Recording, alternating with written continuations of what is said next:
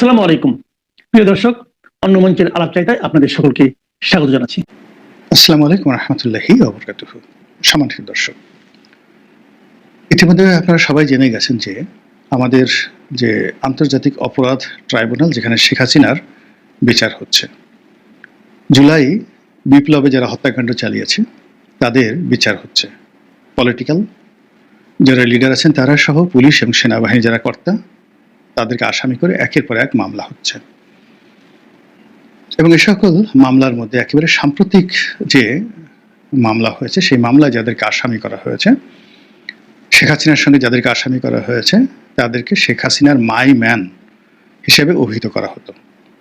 ডিজিএফআইয়ের 5 জন DG, যাদের পদমর্যাদা lieutenant general, অর্থাৎ সেনা প্রধানের আগের যে পদবিটি, লেফটেন্যান্ট জেনারেলের পরই জেনারেল। আমাদের আগে যারা সেনাপ্রধান হতেন বঙ্গবন্ধুর জামানাতে, ইভেন জিয়াউর রহমানের জামানাতে, তাদের পদবি ছিল মেজর জেনারেল। তো মেজর জেনারেল এর পরবর্তীতে এরশাদের জামানাতে এটি লেফটেন্যান্ট জেনারেল করা হয়। এটি বহুদিন পর্যন্ত থাকে। একেবারে শেষের দিকে এসে শেখ হাসিনার জামানাতে এই পদটিকে করা হয় জেনারেল। তো 3 স্টার জেনারেল বা 4 স্টার জেনারেল বলা হয়। এখন যারা আছেন 4 স্টার জেনারেল। তো 4 স্টার জেনারেলের আগে 3 স্টার জেনারেল, এই লেফটেন্যান্ট জেনারেল। এই লেফটেন্যান্ট জেনারেল পদটি এরশাদ থেকে শুরু করে একেবারে শেষ পর্যন্ত সেনাপ্রধানের পদ ছিল। ইজ ভেরি গুরুত্বপূর্ণ। এরকম ডিজিএফআইয়ের 6 জন লেফটেন্যান্ট জেনারেলের বিরুদ্ধে মামলা হয়েছে। এদের মোরালেস সবাইকে চিনি। তার মধ্যে আকবর যে আছে, তাকে ভালো করে চিনি, খুব ভালো করে চিনি। আমি যখন জেলে যাই সেই সময়টিতে আকবর সাহেবের সঙ্গে আমার দেখা হয়েছিল। উনি আমাকে চায়ের দাওয়াত দিয়েছিলেন। ঠিক ওনার অফিসে গিয়ে ওনার সাথে রোজার মাসে আলাপ আলোচনার সময়টিতে আমার প্রায় 2 থেকে 3 ঘন্টার সময় সে আমাকে নষ্ট করে। এবং সেই 3 ঘন্টার সময়ের মধ্যে আমি যদি অন্যভাবে রাজনৈতিক আমার যে কানেকশন রয়েছে সেখানে আমি বৈঠক করতে পারতাম, তাহলে আমাকে জেলে যেতে হতো না, আমার রাজনৈতিক ভবিষ্যৎ ভিন্ন হতে পারত। কিন্তু সালমান এফ রহমানের দোসর হিসেবে জেনারেল আকবর সেই রোজার মাসে আমার সাথে ওই সময়টাতে যে প্রতারণা করেছেন, আমি জেলখানা থেকে আমার ভিতর থেকে একটা দীর্ঘশ্বাস চলে এসছে। এর কারণ হলো, প্রথম থেকে আমি সেনাবাহিনীকে সাহায্য করার চেষ্টা করেছি, যেহেতু আমার লেখার হাত ছিল এবং টকশোতে যেতাম। তো তাদের যে সমস্যাগুলো ছিল, বিশেষ করে পাহাড়ি অঞ্চলে, তো সেক্ষেত্রে ডিজিএফের যারা কর্তা ব্যক্তি, তারা প্রায় আমার কাছে আসতেন, আমার অফিসে আসতেন, আমি যেন তাদের পক্ষে কথা বলি, পাহাড়িদের সমস্যাগুলো সমাধানের দেশের পক্ষে কাজ করি, এটা তাদের একটা অনুরোধ ছিল। এই জন্য আমি তাদেরকে বিশ্বাস করতাম। ফলে আমার ক্রিটিক্যাল মোমেন্টে যখন তারা আমাকে ডাকলেন, আমি ধারণা করলাম যে হয়তো একটা নেগোসিয়েশনের জন্য তারা আমাকে নিমন্ত্রণ জানাচ্ছেন। আদারওয়াইজ আমি কিন্তু ওইবারই প্রথম জীবনে একবারই আমি ডিজিএফআই অফিসে গেছি, আর কখনো আমি যাইনি। তো আকবর সাহেবের ওখানে গেলাম, গিয়ে দেখলাম রোজার মাসে তিনি দিদার সে ধুমসে সিগারেট টানছেন। কি নামাজ কালাম রোজা সব বাদ, শুধু সিগারেট টানছেন। তো আমি ঢোকার সঙ্গে সঙ্গে বললাম যে এসব বাদ দেন, আমি রোজা আছি, আপনার সিগারেট টানান। তখন সে সেটা বন্ধ করলো। পরে শুনলাম যে সে, যাকে বলা হয় শুধু সিগারেট না, গাঁজা, রীতিমতো গাঁজায় আসক্ত ছিলেন। চেহারার ভিতরে দেখবেন একটা গাঞ্জারু, এবং যাকে বলা হয়, এবং তার ব্যক্তিগত বিষয় নিয়ে আমার বিবোধ হয়ে যাবে, এই সকালবেলা বলতে চাচ্ছি না, কিন্তু যা আমি শুনেছি, এতে শেখ হাসিনাকে ডুবানোর জন্য এরকম একজন আকবরই যথেষ্ট। পরবর্তীতে অন্যান্য যারা আসছেন তারা সবাই শেখ হাসিনার মাইম্যান ছিলেন, এবং তারা যে অপকর্মগুলো করেছেন ডিজিএফআইকে ব্যবহার করে, তাতে করে সেনাবাহিনী বিতর্কিত হয়েছে। এবং এই সমস্ত লোকের শাস্তি হওয়া উচিত, এবং এই সমস্ত লোকের দৃষ্টান্তমূলক শাস্তি হওয়া উচিত, আমি এটা মনে করি। কিন্তু সমস্যাটা হয়ে গেছে, সময়টা অনুকূলে নয়। যদি একটা রাজনৈতিক সরকার, অর্থাৎ বিএনপি সরকার ক্ষমতায় এসে, বা ভবিষ্যতে যদি জামাত সরকার ক্ষমতায় এসে কাজটি করতেন, তাহলে আজকে যে সমস্যাটা তৈরি হয়েছে সেই সমস্যাটা তৈরি হতো না। দ্বিতীয়ত, এই ঘটনার সঙ্গে সঙ্গে আবার র্যাবের অনেক কর্মকর্তা, যারা র্যাবের কয়েকজন সিও মানে কমান্ডিং অফিসার ছিলেন, তারা, এর মধ্যে র্যাবের একজন এডিসিকে দেখলাম, আমি ব্যক্তিগতভাবে তাকে চিনি, একেবারে পাষণ্ড হয়ে গেছিলেন, অমানুষ। র্যাবে আসার সঙ্গে সঙ্গে তার আর্ট, অ্যাটিটিউড, বডি ল্যাঙ্গুয়েজ সব কিছু, যতদিন তিনি র্যাবে ছিলেন রীতিমতো দানবের মতো ছিলেন। ফলে এই সকল দানবের অবশ্যই শাস্তি হওয়া উচিত। কিন্তু এর সঙ্গে সঙ্গে আবার কিছু নিরীহ লোক আছেন, একেবারে যাকে বলা হয় যারা খুবই ভদ্রলোক মানুষ।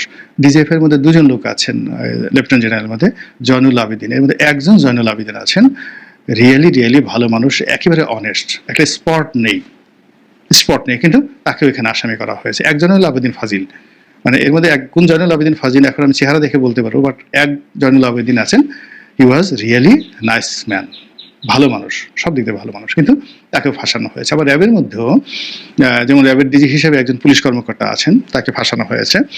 তো আমি জানি যে তিনি লেখাপড়া জানা মানুষ, ভদ্রলোক মানুষ, বাড়ি বোধহয় শরীরপুরের ওদিকে তার বাড়ি, কিন্তু তাকে ফাঁসানো হয়েছে। এনিওয়ে, কাজ করতে গেলে ভুলভ্রান্তিগুলো হবে, কিন্তু সমস্যা হয়ে গেছে যে এই মুহূর্তে সরকারের যে টালমাটাল অবস্থা, দ্বিতীয়ত সামনে নির্বাচন, তৃতীয়ত যে প্রশাসন থেকে শুরু করে পুরো যে আইন অঙ্গন, সেখানে সেনাবাহিনীর এই বিপুল সংখ্যক ঊর্ধ্বতন কর্মকর্তাদেরকে গ্রেপ্তার করা, হ্যান্ডকাপ পরানো, তাদেরকে টেনে হেসড়ে কোর্টে হাজির করা, এটা এই মুহূর্তে খুবই স্পর্শকাতর।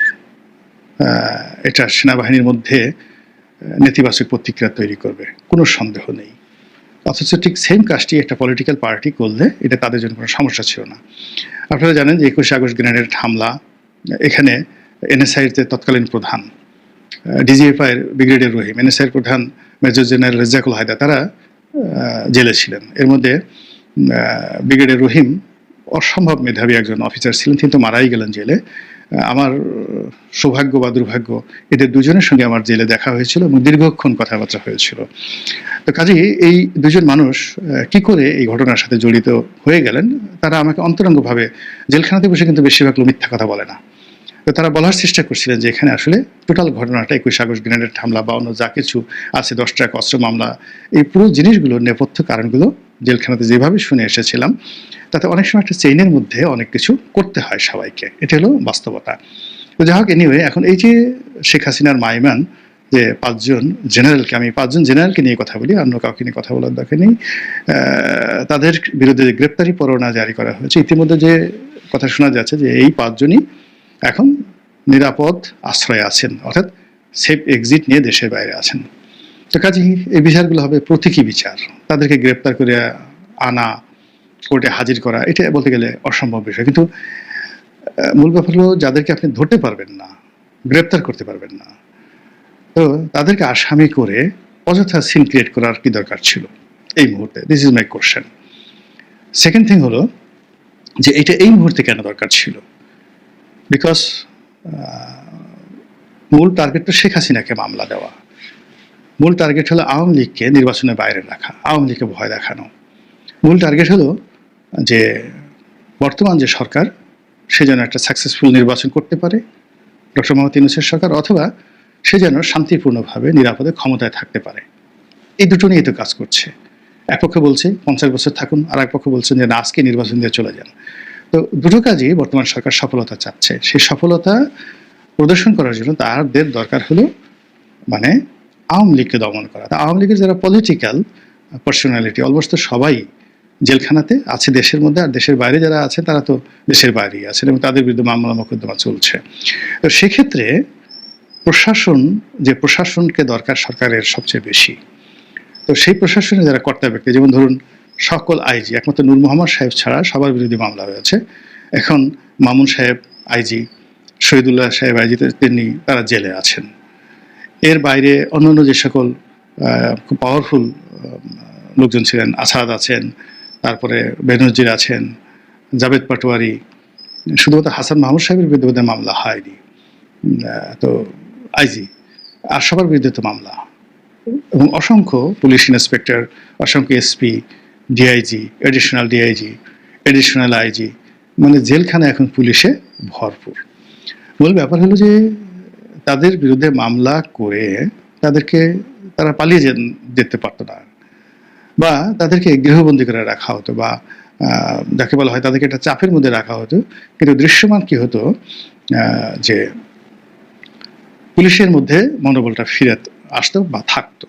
কিন্তু এই যে পুলিশের এত কর্মকর্তা চাকরিচ্যুত, এত কর্মকর্তা যাকে বলা জেলের মধ্যে, আর যাদেরকে এনে প্রতিস্থাপিত করা হয়েছে তারা তো আসলে গত 15 বছর কমান্ডেই ছিলেন না।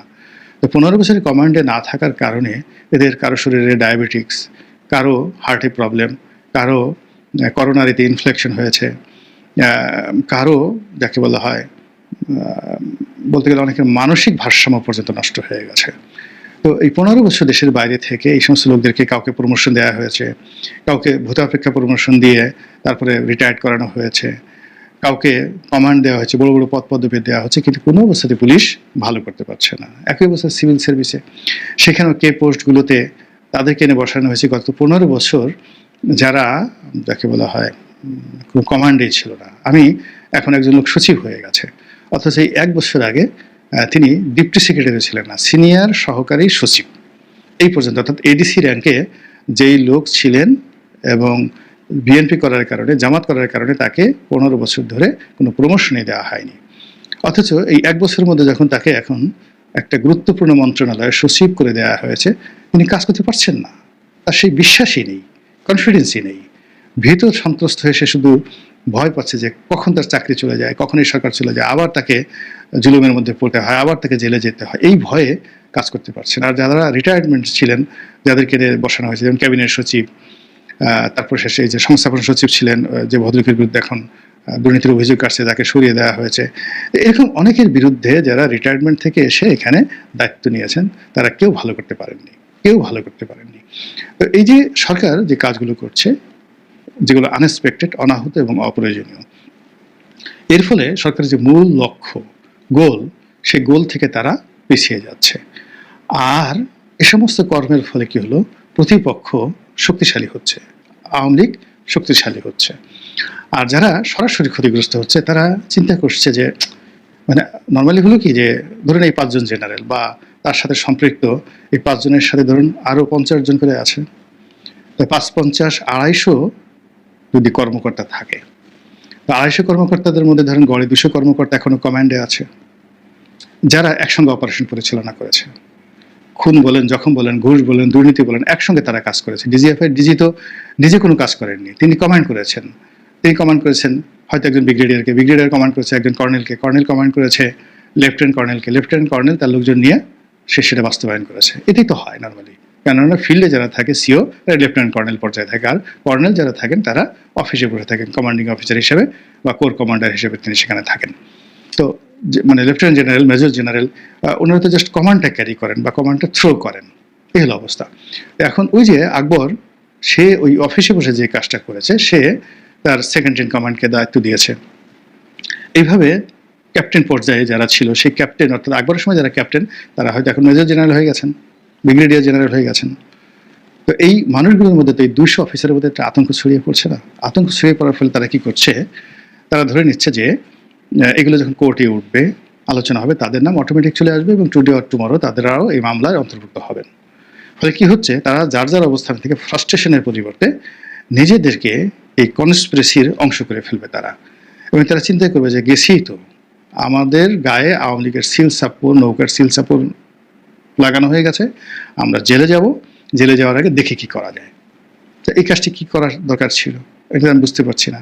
আবার এই যে এখন এই 5 জনকে করা হলো, এই 5 জনকে করা হলে এটা এখানে থেমে থাকবে না।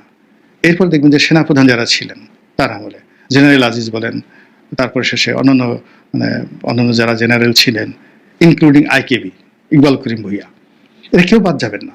এর কারণ হলো শেখ হাসিনা কৌশলে যে কাজটি করেছেন, প্রত্যেকটা লোককে ফাইন্যান্সিয়ালি করাপ্ট করে দেওয়ার জন্য সে সকল সুযোগকে অবারিত করে দিয়েছে।